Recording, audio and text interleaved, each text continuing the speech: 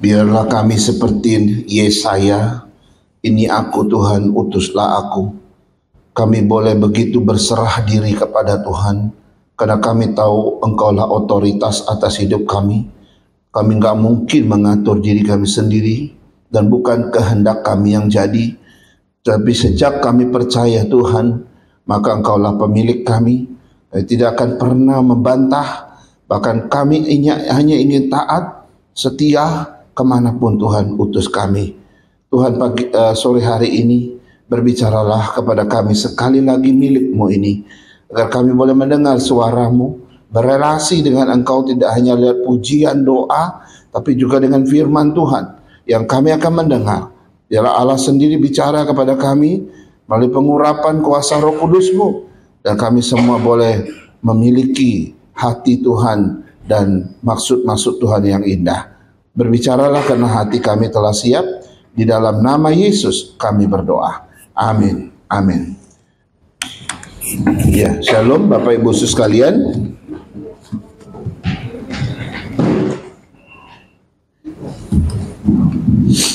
Ya, saudara, kita memasuki bulan yang baru, maka kita ada satu tema bulanan yang disebut dengan perseverance. Ya, perseverance ini bicara tentang satu istilah teologi tentang ketekunan, gitu ya. Nah, saudara, hari ini kita akan lihat ada 5 ya tema mingguan kita sepanjang bulan Juni, karena bulan Juni ada 5 minggu ya. Pertama nanti kita akan lihat hari ini pengertian tentang apa itu perseverance. Ya, yang kedua perseverance menghasilkan tahan uji, dan nanti kita akan lihat minggu ketiga hubungan antara perseverance dan pengharapan, dan perseverance of saint, yaitu ketekunan orang-orang kudus, ini minggu keempat, dan nanti kita akan lihat bagaimana berbuah dalam perseverance ya. Nah, sekarang kita lihat hari ini yang menjadi tema kita akan bicara secara khusus tentang apa itu perseverance ya. Apa saja arti, makna dalam bahasanya aslinya serta definisi mungkin dari perseverance itu. Apa yang menjadi pentingnya perseverance dalam kehidupan kita ya, apa pentingnya bagi kita, dan nanti kita akan lihat kata-kata Alkitab atau apa saja kata Alkitab tentang perseverance. Dan tokoh-tokoh Kristen juga berpendapat tentang hal ini. Nah, kita akan lihat ini sepanjang bulan Juni. Saya harap kita semua tidak kehilangan satu tema mingguan, supaya tema besar ini kita bisa paham lebih jauh dan lebih dalam, gitu ya. Baik, saudara-saudara sekalian, mari kita lihat dulu apa itu perseverance dari studi katanya. Ya, arti perseverance. Ya, yang pertama dari bahasa Ibrani, ya. Bahasa Ibrani disebut hatmada. Ya, hatmada, nggak usah diingat hatmadanya itu, tapi pengertiannya. Pengertian hatmada dalam bahasa Ibrani itu adalah selalu, terus-menerus gitu ya, atau abadi. Ya, jadi itu yang disebut dengan perseverance. Ya, misalnya gini ya. Sesuatu yang selalu kamu lakukan, sesuatu yang selalu kita lakukan misalnya, maka itu disebut perseverance atau hatmadah ya, yang dalam arti bertekun gitu ya. Yang kedua, sesuatu yang terus menerus diulang-ulang ya gitu ya, terus menerus dilakukan, diulang-ulang atau berkelanjutan gitu, maka itu artinya perseverance atau ketekunan gitu ya. Nah, atau sesuatu yang abadi. Misalnya hari ini apa yang kau anggap penting gitu ya, kau pertahankan sesuatu yang abadi sampai matimu. Nanti orang akan lihat bahwa engkau memegang prinsip itu sampai mati ya, dan itu dianggap sesuatu yang abadi gitu ya, atau apa namanya ya, sesuatu yang kita pegang sampai mati kita deh gitu kira-kira. Maka itu disebut dengan perseverance atau ketekunan. Nah, ini menurut bahasa Ibraninya. Sekarang kita lihat menurut bahasa Yunaninya. Bahasa Yunani untuk perseverance atau ketekunan itu hupomone. Nah, ini agak sedikit gampang diingat ya, hupomone. Hupomone artinya apa? ya bertekun atau ketekunan. Atau ada banyak ya, ada ketabahan di sana, ada ketegaran di sana, ada kesabaran di sana. Ya, ketika ya menahan sesuatu dengan penuh sabar, maka itu disebut dengan hupomone, gitu ya. Ketika engkau tekun, ya bertekun melakukan sesuatu, itu hupomone atau ketekunan tadi atau perseverance. Ketika engkau tabah menghadapi satu situasi keadaan yang begitu menderita, gitu ya, kamu tabah luar biasa. Orang sudah pusing lihat keadaan kamu, mereka stres melihat kamu, gitu ya. Tapi kamu tabahnya luar biasa, tabah luar biasa. Wah, itu orang yang perseverance, orang yang tekun. Atau ketika orang melihat kamu tegar, ada ketegaran di situ. Ya, orang semua udah nggak kuat, kamu tetap kuat, kamu tetap tegar, kokoh berdiri. Pada orang lihat pencobaan itu udah berganti-ganti menimpa kamu, tapi kamu tetap tegar, gitu ya, tetap kuat. Nah, itu disebut perseverance atau ketekunan. Atau sabar, ya, ketika engkau sabar menahan satu kesulitan, sabar menahan suatu tantangan kesulitan atau penderitaan sekalipun, itu disebut perseverance atau hupomone tadi, ketekunan. Itu menurut Yunani. Sekarang kita lihat satu kata daripada bahasa Latin. Bahasa Latinnya adalah perseverantia, ya, atau perseverantia, gitu ya, bisa juga disebut begitu. Nah, itu artinya bertahan, ya. Kita bertahan, gitu ya, tahu ya bertahan ya. Waktu kita ditimpa satu masalah, gitu ya, kita bertahan. Ya, kita mungkin sudah mau menyerah tapi nggak menyerah. Kita bertahan, tetap bertahan. Nanti juga lewat, tenang aja. Nanti juga lewat. Mungkin istri kita udah nggak tahan, gitu ya, mau menyerah saja. Enggak, kita tetap bertahan. Nah, itu disebut dengan ya perseveransia atau yang disebut dengan tadi ketekunan. Nah, ada hal yang sinonim dengan perseverance atau ketekunan. Sinonim itu arti yang mirip, ya, kata-kata yang sama kira-kira ya. Kalau antonim itu berbeda, ya, yang berbeda. Tapi kalau sinonim itu yang sama, yaitu kata kegigihan. Waktu kamu berjuang dengan penuh kegigihan, ya, penuh dengan gigih, gitu ya, tahu gigih ya? Kenapa juga disebut gigih, gitu ya? Penuh kegigihan, gitu ya. Maka itu bicara tentang ketekunan. Atau keuletan, tahu ya keuletan? Kamu ulet. Kamu ulet dalam sebagai hal, dalam banyak hal, gitu ya. Tapi itu bicara tentang ketekunan, ya, sama. Nah, ada sedikit perbedaan sebenarnya antara kegigihan, keuletan dengan ketekunan. Coba ya, saya mau kasih lihat. Perbedaannya adalah kata kegigihan, keuletan itu menekankan pada satu keteguhan yang pantang menyerah. Ya, waktu kamu bilang saya nggak akan menyerah, saya pantang menyerah, ya, dalam memperjuangkan sesuatu. Misalnya kamu demo nggak mau habis-habis demonya, ya. Kalau presiden belum jawab, pokoknya tiap hari demo, turun massa, pokoknya terus saja. Nah, itu kegigihan, keuletan. Tapi ketekunan sedikit berbeda. Ketekunan itu justru keteguhan yang pantang menyerah dalam mempertahankan sesuatu. Itu bedanya. Kalau keuletan dan kegigihan itu dalam memperjuangkan sesuatu yang belum goal. Tapi kalau ketekunan itu mempertahankan sesuatu yang sudah goal. Nangkep ya? Nangkep ya? Sedikit berbeda. Tapi sinonim, saudara. Sinonim dalam arti ketika engkau ulet, gigih, tekun, dua-dua. Baik waktu kamu memperjuangkan tujuan kamu belum goal tapi gigih, ulet, gitu ya. Tapi nanti kalau sudah goal, kamu tekun mempertahankannya sampai akhir. Nah, itu dua-dua memiliki sinonim, ya, pengertian yang sama. Nah, ini perseverance, ya, ketekunan. Sekarang kita lihat yang kedua, pentingnya perseverance atau ketekunan di dalam hidup manusia atau di dalam hidup kita. Saudara, pentingnya ketekunan ini ada banyak sebenarnya, tapi saya mau cuma ada 4 hal saja. Yang pertama, ketika kita bertekun, saudara, kepentingan yang pertama itu akan membantu fokus untuk mencapai tujuan. Banyak orang punya tujuan hidup, tapi dia nggak bisa fokus. Banyak orang punya tujuan yang baik ingin dicapai dalam hidup dia, tapi karena dia nggak fokus, dia bisa gagal mencapai tujuannya. Kamu bilang 3 tahun lagi saya akan menikah. Oke, itu tujuan kamu. Tapi karena kamu nggak fokus, nggak jadi 3 tahun, 5 tahun baru merit, gitu ya. Kenapa? Karena nggak fokus. Tapi kalau orang itu bertekun, maka ketekunan itu akan membantu dia fokus.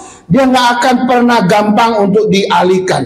Maka kalau dia bilang 3 tahun, 3 tahun pasti merit. Saya harus selesai kuliah 2027. Oke, 2027. Fokus nggak? Nah, itu masalahnya. Kalau kamu nggak fokus, bisa 2028, molor. Atau kalau kamu fokus, baru 2007. Nah, orang bisa fokus nggak fokus kalau dia punya ketekunan, gitu ya. Masalahnya adalah orang fokus nggak fokus untuk mencapai tujuan dia, itu tergantung ketekunan, perseverance itu. Nah, yang bisa membuat kita fokus hanya itu. Ya, kenapa? Karena ketekunan itu nanti kita akan lihat langkah kecil yang kita lakukan tiap hari yang membuat kita nggak lupa dengan fokus dan tujuan kita. Itu maksudnya. Ya, yang kedua adalah mengembangkan kompetensi diri sendiri. Saudara sadar nggak sadar, ketika kita hidup dalam perseveran, ketekunan, itu memungkinkan seseorang terus belajar, saudara, terus mengembangkan kompetensinya. Dulu kita sama-sama dari kampung sama bodohnya. Dulu kita sama-sama sekolah SD, SMP, SMA.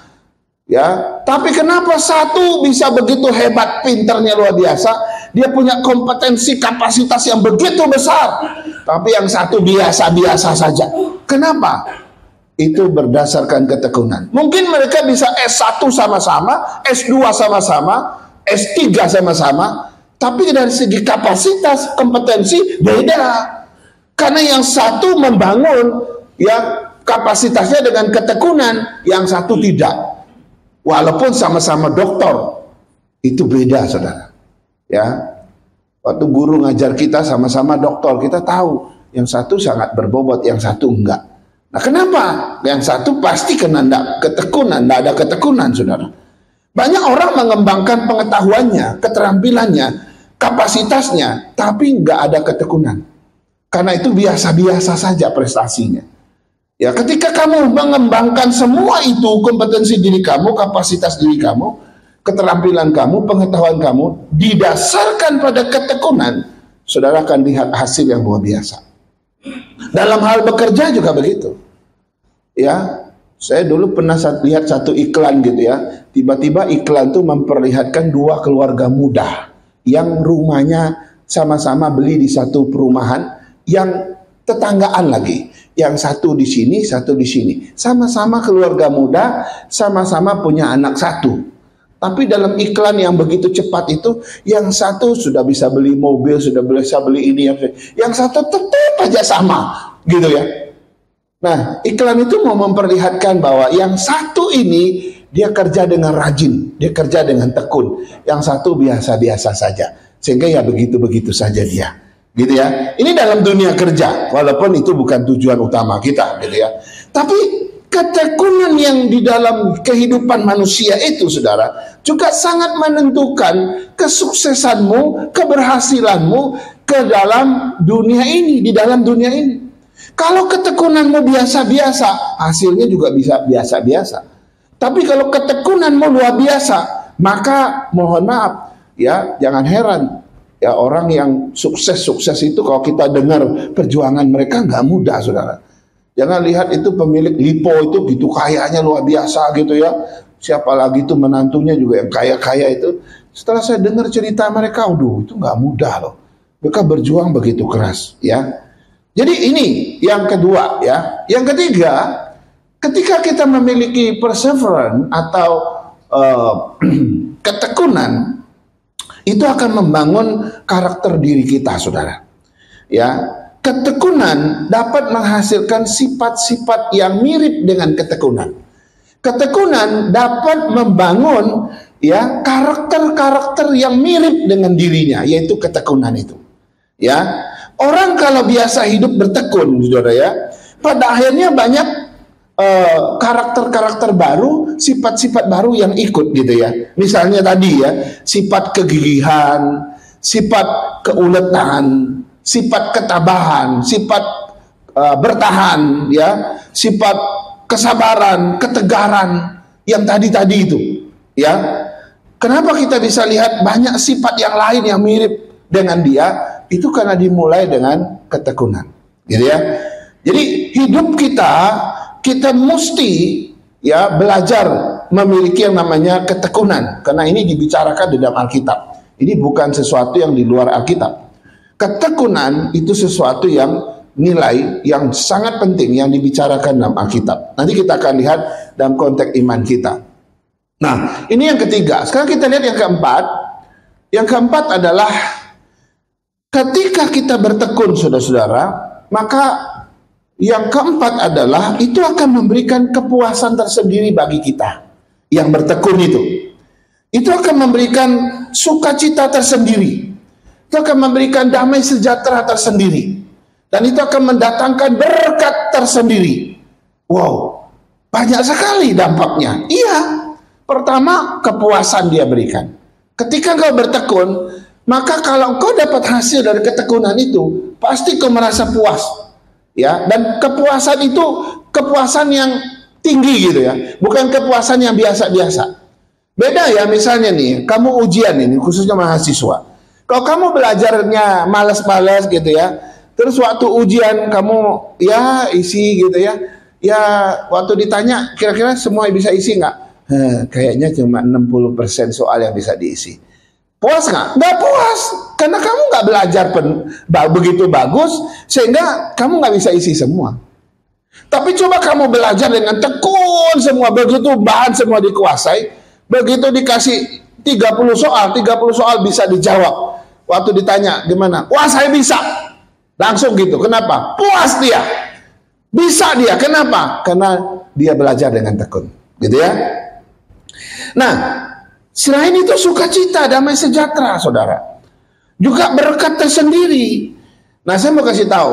Zaman sekarang, ya mohon maaf ini ya, generasi Z ya.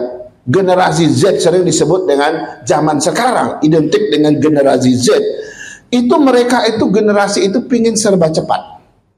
Ya, ingin serba cepat. Hari ini, zaman ini saudara, zaman kita hidup sekarang, itu prinsip hidup manusia itu pengen serba cepat.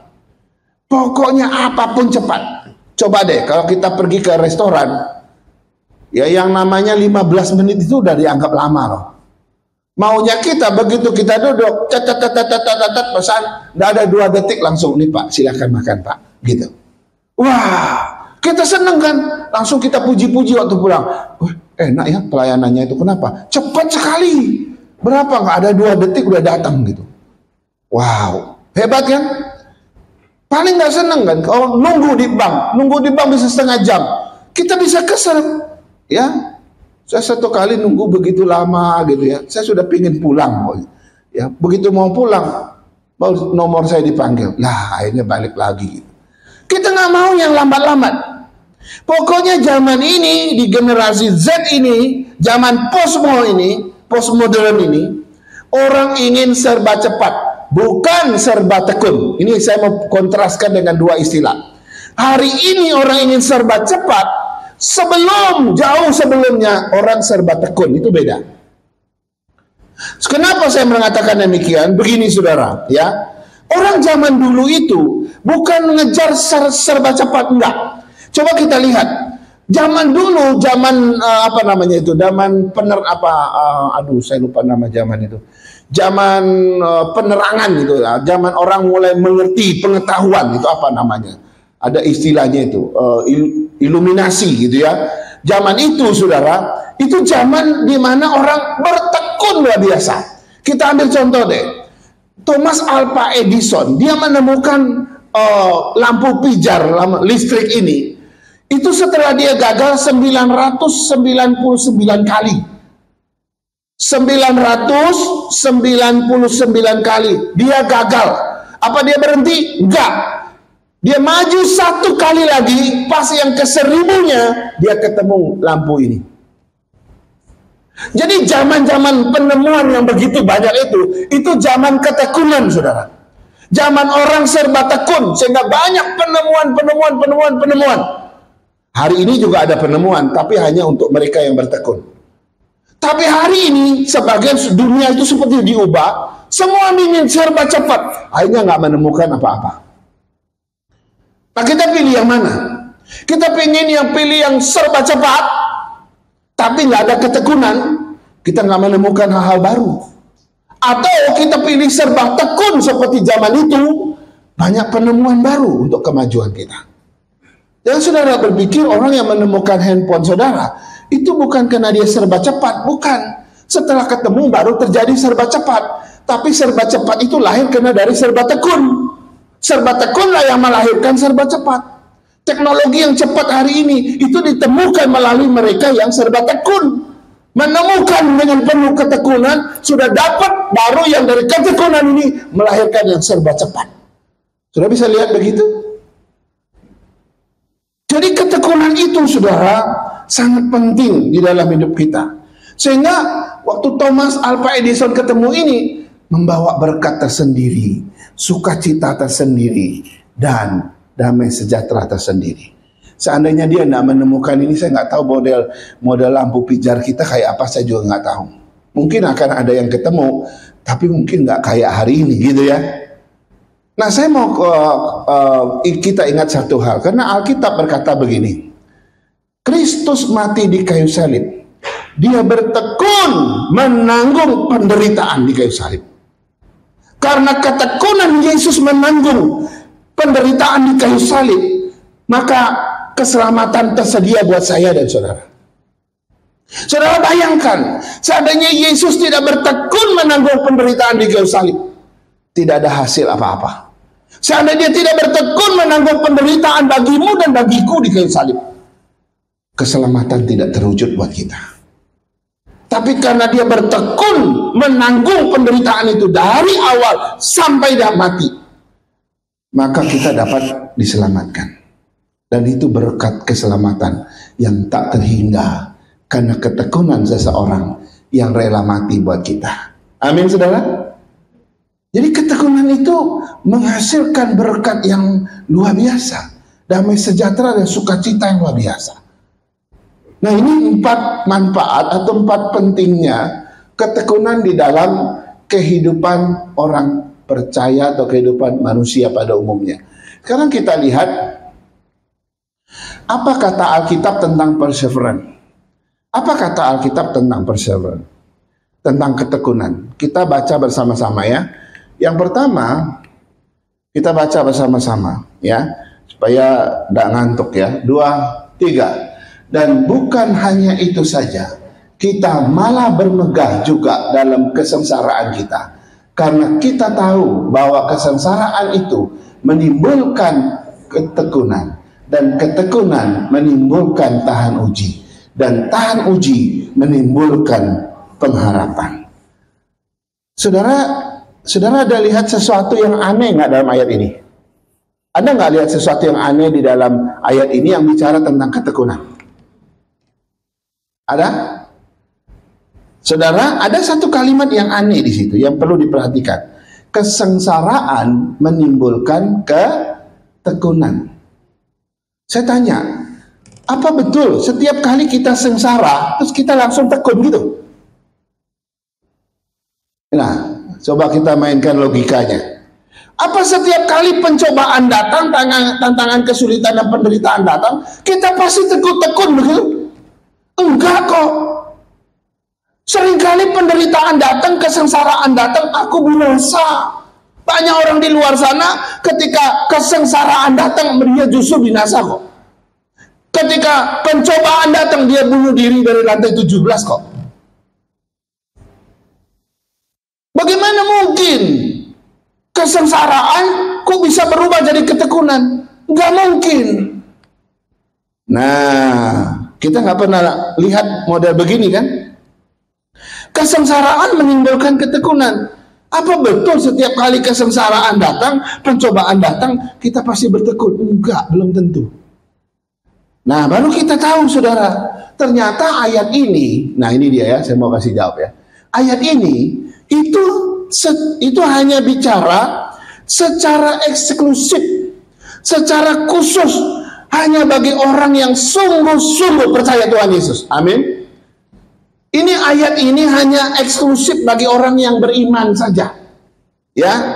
Sebab hanya orang yang beriman pada Kristus ketika sengsara datang langsung berubah menjadi ketekunan. Kalau orang nggak beriman kepada Kristus, kesengsaraan datang yang berubah menjadi kebinasaan. Tapi di dalam konteks orang beriman, kesengsaraan datang bisa diubah menjadi ketekunan. Itu bedanya. Ya. Hanya orang yang percaya Yesus yang bisa mengubah kesengsaraannya menjadi ketekunan. Kalau engkau di luar Kristus, jangan harap mengubah kesengsaraanmu menjadi ketekunan. Enggak ada. Dulu saya pernah cerita, saya pernah di Harmonis itu, tiba-tiba ada satu ibu terjun dari sana di lantai 17. Kami kira barang jatuh, waktu kita keluar, aduh, pecah di mana-mana. Tapi bukan itu yang saya mau cerita. Seminggu sebelumnya, menurut security di situ, satu oma-oma juga terjun di sebelah belakang ke arah lapangan tenis di apartemen yang sama. Kalau kisah itu saya dengar begini, dia punya uang 800 juta, satu-satunya uang dia. Lalu teman dia bilang, pinjam ya uangmu, ini ada untung nih, kita investasikan aja, kembalikan sekian persen. Wah, dia percaya sama temannya, dia kasihlah 800 juta itu semua tabungan dia. Temannya bohongin dia. Lalu oma ini, saudara, dia sudah percaya Tuhan katanya, tapi dia nggak rajin ke gereja, saya nggak yakin. Waktu dia sudah yakin bahwa temannya udah menipu dia dan dia nggak pernah lagi bisa kontak temannya itu, dia putus asa. Nggak ada lagi pegangan dia. Rupanya selama ini yang menjadi pegangan dia itu uang itu. Begitu uang itu diambil dari tangannya, nggak ada lagi yang menjadi pegangan dia. Akhirnya dia pilih terjun dari lantai, dia jatuh ke bagian tenis itu. Siapa yang bisa mengubah pencobaan jadi ketekunan? Tidak ada, kecuali orang yang percaya Tuhan. Amin. Kalau engkau nggak percaya Tuhan, engkau nggak bisa mengubahnya. Jadi ini perseverance of orang-orang kudus itu ya, ketekunan orang-orang kudus itu. Hanya mereka, orang-orang kudus yang bisa mengubah penderitaan, tantangan, kesulitan, kesengsaraan, pencobaan itu diubah menjadi ketekunan. Nggak mudah kita hilang harapan kayak begitu, nggak mudah. Kenapa? Karena ada Tuhan lebih berharga daripada 800 juta. Yang kedua, Galatia 6 ayat 9, kita baca bersama-sama. 2, 3. Janganlah kita jemu-jemu berbuat baik, karena apabila sudah datang waktunya, kita akan menuai jika kita tidak menjadi lemah. Nggak baca ya? Kita baca bersama-sama. 2, 3. Janganlah kita jemu-jemu. Oh nggak ada ya? Sorry, saya salah ya. Sorry. 2, 3. Janganlah kita jemu-jemu berbuat baik, karena apabila sudah datang waktunya, kita akan menuai jika kita tidak menjadi lemah. Saudara, saya mau kasih tahu, ayat ini mau menyatakan satu kebenaran yang menarik, bahwa kesempatan untuk bertekun itu tidak selamanya ada. Kamu mau bertekun besok, itu jangan-jangan kesempatanmu udah lewat. Ya, kamu mau bertekun itu besok sudah nggak bisa lagi. Karena ketekunan kita dibatasi dua hal. Pertama, kesempatan sudah bisa lewat. Kalau kesempatan sudah lewat, kamu bertekun lagi nggak ada guna. Yang kedua, kamu akan menjadi lemah. Nggak selamanya kamu kuat.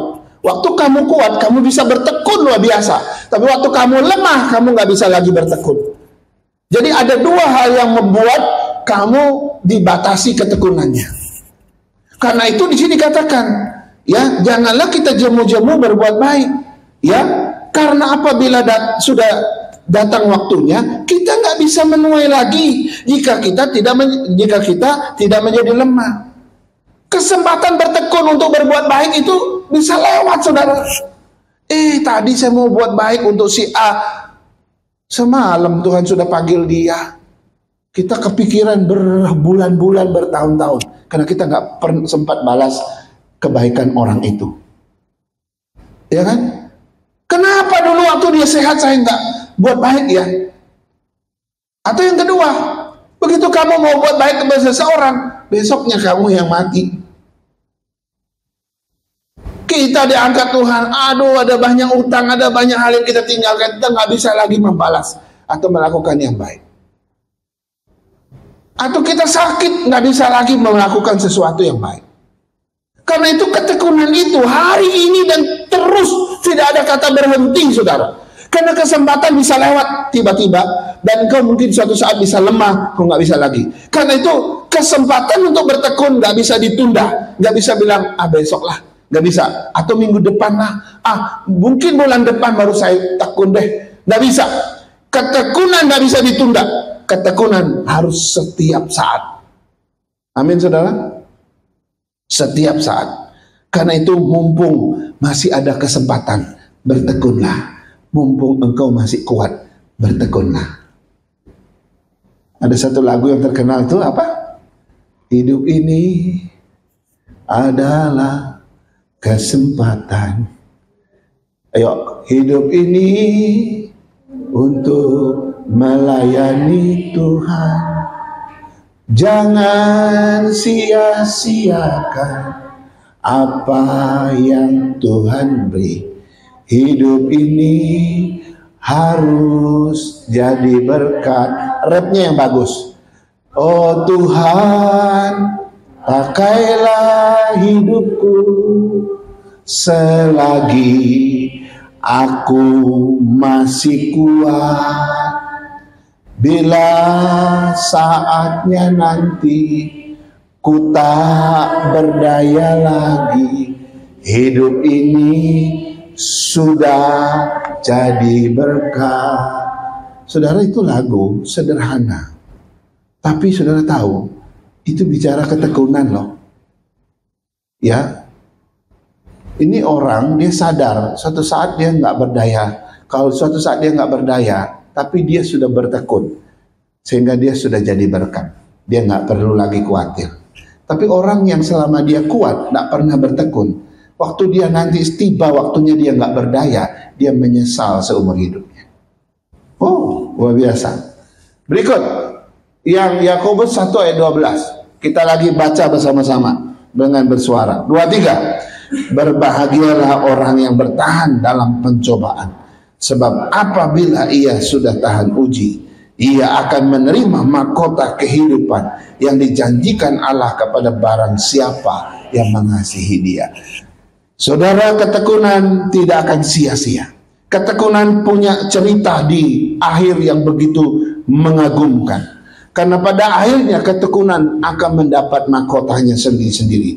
Di dalam Alkitab menyebutkan ada 5 macam mahkota. 5 jenis mahkota yang akan diberikan kepada orang yang percaya.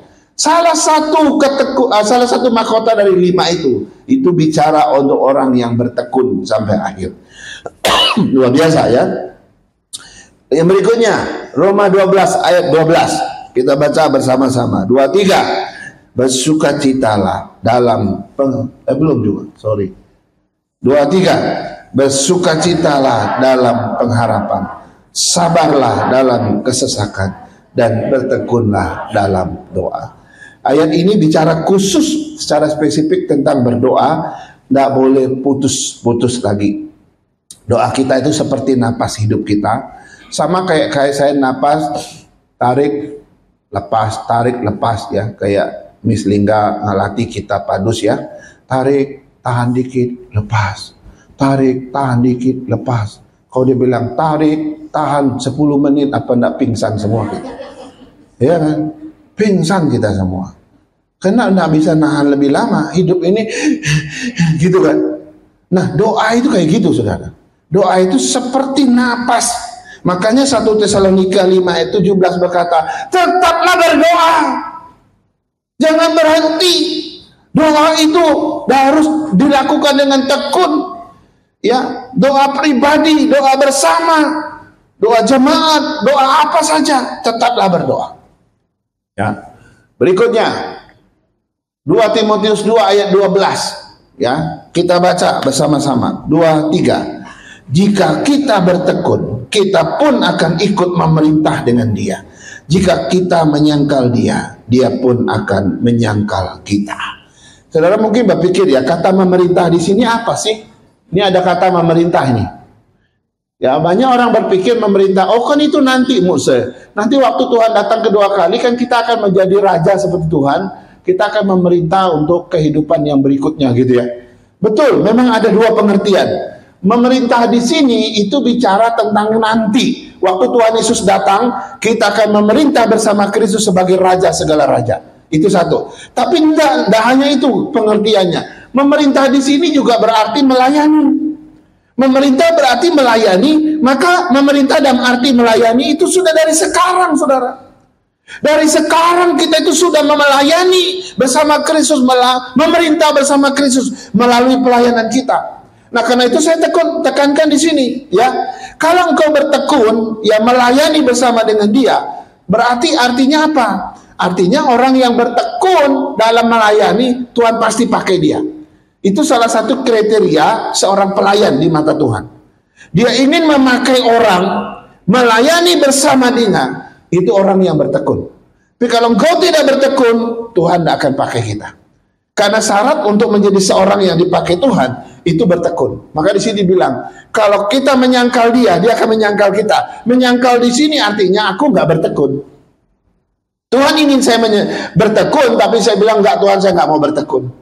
Artinya aku menyangkal kan? Bagaimana Tuhan mau pakai saya yang menyangkal maunya Tuhan? Tuhan ingin saya bertekun dalam melayani, tapi kita bilang enggak, saya nggak mau bertekun. Tuhan nggak akan pakai kita, karena Dia tidak akan memakai orang yang menyangkal. Ya, itu sebabnya saudara, kalau kau mau memerintah bersama Tuhan, melayani bersama Tuhan, bertekunlah. Itu salah satu syarat pelayanan kita. Makanya di dalam kegerejaan juga begitu. Semua pelayan-pelayan yang kita harapkan melayani adalah orang yang ingin bertekun, ya, untuk melayani Tuhan. Ya. Terakhir kita akan lihat poin yang keempat. Ya, poin yang keempat, pendapat tokoh-tokoh Kristen tentang tentang perseverance. Ya, saya baca ya. Ketekunan adalah kualitas yang sangat penting bagi seorang penganut iman Kristen.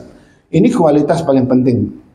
Ya, kalau orang bilang kamu orang Kristen, nah iya, tapi orang nggak melihat perseverance di dalam diri kamu, kita boleh dibilang ini bukan orang Kristen. Orang Kristen itu identik dengan ketekunan. Ya, identik dengan ketekunan. Tanpa ketekunan, kita akan kehilangan salah satu ciri utama iman Kristen. Sebab ketekunan artinya tetap setia kepada Tuhan, tidak peduli apapun yang terjadi dalam hidup kita. Saudara, kalau punya ketekunan yang model begini, seperti yang Billy Graham katakan, ya, ini kualitasnya tinggi sekali, saudara. Kalau perusahaan mau cari orang tenaga kerja, kalau dia lihat ketekunan model begini dalam diri kita sebagai orang Kristen, pasti diterima. Ya, kenapa? Karena ketekunan itu apa namanya di sini ya? Itu ciri utama iman kita. Dan ketekunan orang Kristen itu adalah tetap setia kepada Tuhan, tidak peduli apapun yang terjadi dalam kehidupan kita. Tetap setia melakukan apapun. Ya. Yang kedua, ini seorang yang bernama C.S. Lewis ya. Dia berkata begini. Ya. Ketekunan adalah langkah kecil yang diambil setiap hari untuk tetap setia pada komitmen kita kepada Tuhan. Hal ini mungkin tidak selalu mudah, tetapi selalu berharga. Ya, ketekunan itu seperti langkah kecil.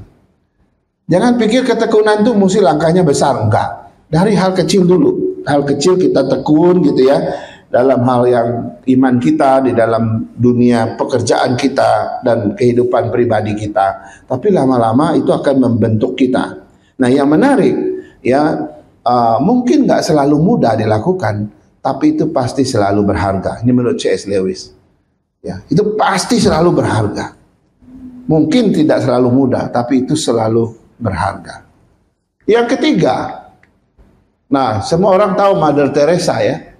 Coba kita baca bersama-sama. 2, 3. Ketekunan di dalam doa dan pelayanan adalah ciri khas seorang pengikut Kristus. Kita harus selalu berusaha untuk melakukan kehendak Tuhan meskipun banyak tantangan. Semua yang dikatakan Mother Teresa itu menggambarkan dia tentang ketekunan dia. Ya, tantangannya banyak sekali. Mother Teresa itu melayani dengan penuh tantangan yang luar biasa berat. Tapi dia tidak pernah kendor ketekunannya. Dia akhirnya sukses menyelesaikannya sampai ia mati. Ya. Kemudian Oswald Chambers, ya. Dia berkata begini, sama-sama 2, 3. Ketekunan adalah tentang tetap berjuang. Tidak peduli berapa berat perjuangan itu, sampai kita mencapai tujuan yang telah ditentukan oleh Tuhan untuk kita. Wow. Itu tentang berjuang, ya, tentang berjuang ya untuk mencapai tujuan. Ada lagi Spurgeon. Spurgeon bilang apa? Coba kita baca lagi 2, 3. Ketekunan adalah kunci untuk meraih kemenangan dalam kehidupan rohani. Tanpa ketekunan kita mungkin akan mudah menyerah dan kehilangan harapan. Tetapi dengan ketekunan kita dapat meraih segala sesuatu yang Tuhan janjikan buat kita. Saudara, ketekunan itu adalah kunci untuk kemenangan dalam kehidupan rohani. Jangan pikir ini kunci kesuksesan dalam kehidupan jasmani saja. Kunci kesuksesan, keberhasilan dalam dunia kerja saja, dalam dunia pendidikan saja, enggak. Tapi ketekunan juga kunci kesuksesan dalam kehidupan iman dan rohani kita. Ini penting, saudara. Ya, dengan ketekunan kita bisa meraih apa yang dijanjikan Tuhan menurut Charles Spurgeon. Terakhir, yang namanya John Piper. John Piper bilang begini. Kita baca 2, 3. Ketekunan adalah tanda dari iman sejati. Orang yang benar-benar percaya pada Tuhan dan janjinya tidak akan pernah berhenti berjuang, berdoa dan berharap. Saudara, orang-orang besar ini membuktikan ketekunan mereka. Mereka mengatakan soal ketekunan itu bukan suatu teori, tapi mereka sudah membuktikannya. Ya, karena itu mari kita meneladani hidup mereka dan juga Kristus yang bertekun karena menanggung dosa-dosa kita. Mari kita berdoa. Kami bersyukur dan berterima kasih ya Tuhan. Kami boleh mendengar sebagian dari firman-Mu, khususnya tentang pengertian makna yang terkandung di balik kata perseverance, yaitu ketekunan. Biarlah Tuhan membawa kami memahaminya, tidak hanya sebatas studi kata, tetapi makna-makna ini ada di dalam memori kami. Dan makna-makna ini akan membawa kami menghargai yang namanya ketekunan. Ketekunan adalah satu kata yang biasa kami ucapkan, satu kata yang sering dan familiar kami dengarkan. Tapi sudahkah kami hidup bertekun? Itu belum tentu kami bisa menjawab. Karena itu hari ini Tuhan, apa yang kami sudah bukakan ini, kami boleh mempelajarinya, menghidupinya, dan hidup di dalam ketekunan kepada Tuhan. Berkati jemaat-Mu, berkati kami semua. Kami boleh mensyukuri ketekunan Kristus terlebih dulu yang telah mati bagi kami. Sebentar kami makan sakramen perjamuan kudus. Tuhan siapkan hati pikiran kami. Biarlah ketika kami makan dan minum dari sakramen ini, Tuhan terus persekutukan kami dengan Kristus yang hidup di sorga. Terima kasih Bapa, dalam nama Yesus kami berdoa. Amin. Amin.